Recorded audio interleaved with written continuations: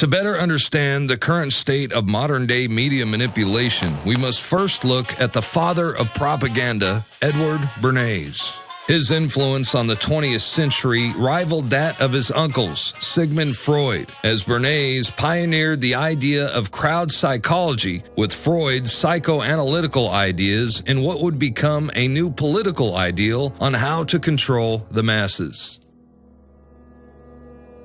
In his 1928 book, Propaganda, Bernays wrote, "If we understand the mechanisms and motives of the group mind, it is now possible to control and regiment the masses according to our will without them knowing it."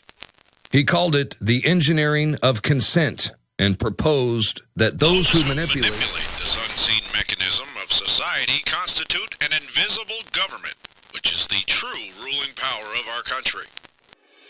It was Bernays who introduced the corporate giants to crowd psychology methods and polished techniques to manipulate society. He convinced the population to buy on impulse things they didn't even need by linking mass-produced goods to their own unconscious desires.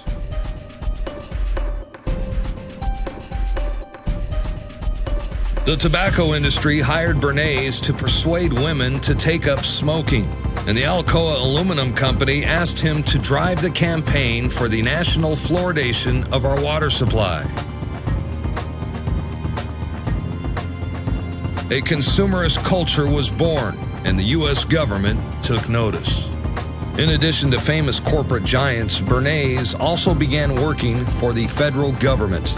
They adopted his technique of manufacturing ever-present dangers and then maintaining a constant state of fear to give those in power greater control of what Bernays called the mass mind.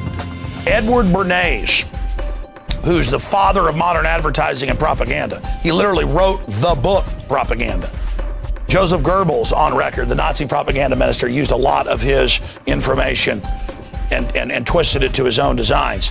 Bernays was the chief psychological warfare expert for more than 20 years, advising the Department of War. He advised them to call it defense. Don't be honest anymore. Call it the Department of Defense, because you're actually going to run giant imperial slaughter operations.